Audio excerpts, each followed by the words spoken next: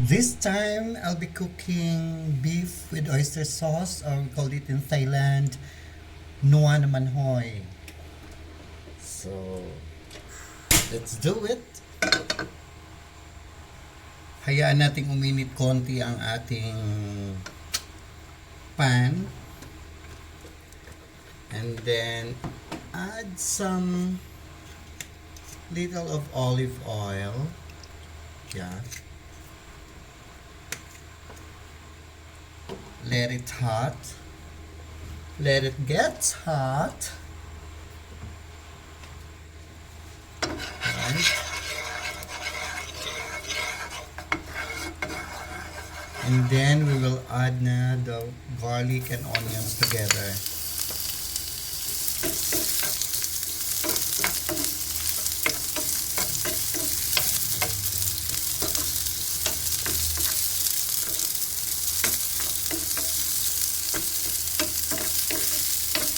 Antayin lang natin maging brown ang garlic.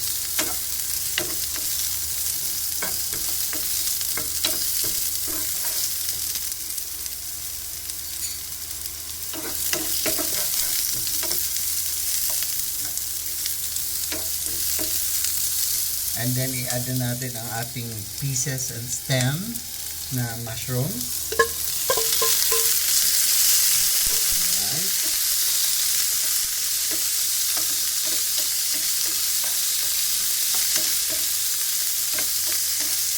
I add more mushrooms kasi favorite namin ang mushrooms.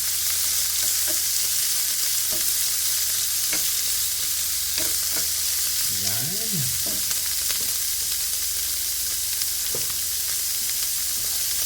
And this time, i-add na natin ang ating pinalambot na beef cubes, guys. Ayan, oh, pinalambot ko na yan. And sinala ko siya. Ang sabaw, tinabi ko. Tapos ang sabaw, pinalamig ko para makuha ko yung mga sebo. At gagamitin natin ulit yung sabaw.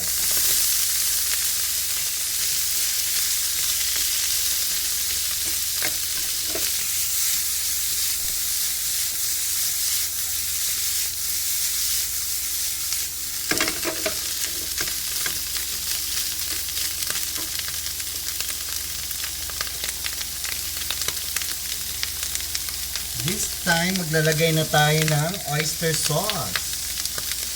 Yan. 3 tablespoons of oyster sauce. Ayan.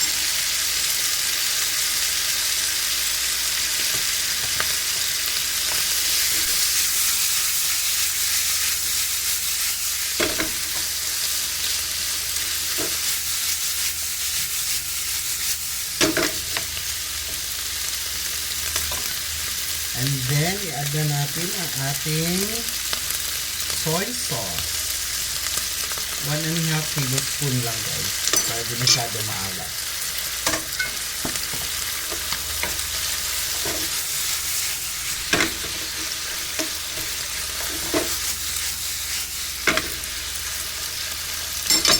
Yan, hayaan lang natin siya muna mag-simmer.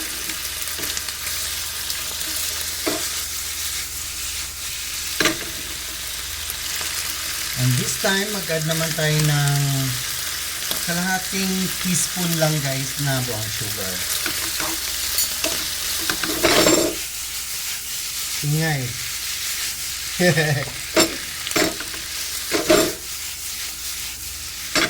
Ayan, tapos i-add na natin yung ating broth. Ayan yung broth, guys. Ayan, mga 1 cup. Ito yung sabaw kanina kung saan ko pinalambot yung ating beef. Yan, hayaan lang natin siya. Let it stay until it's boiling and then magsisimmer lang siya for like 1 minute.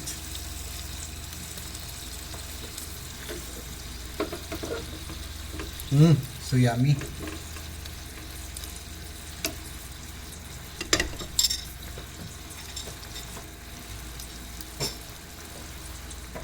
Yan, hayaan lang natin siyang kumulo, guys. Ayan.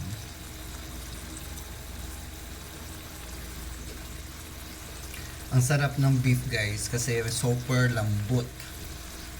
Super lambot. Lambot joy. Ayan, ang sarap niyan. Favorite ko kasi to guys.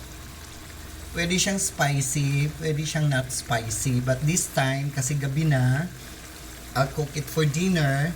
So, hindi ko siya lalagyan ng anghang kasi hindi maganda sa gabi ang anghang pag natutulog ka na. So, yun. Tikman lang natin ng very light. Tastes good. And to finish this one, guys, yan, mag-a-add tayo ng slurry. Yung slurry natin, guys, para lang maging gravy yung sauce ng ating beef. Yan. Very light lang. Very konti lang. Ayan. Ayan siya, guys. Oh. Yan. Ganun lang ang consistency dapat ng ating slurry, guys. Tingnan mo. Diba? Oh. Sarap, oh. Yan. So, that's it. Tapos na siya. Lipat na natin sa ating serving bowl. So, ililipat natin siya, guys. Ayan. Sa ating serving tray.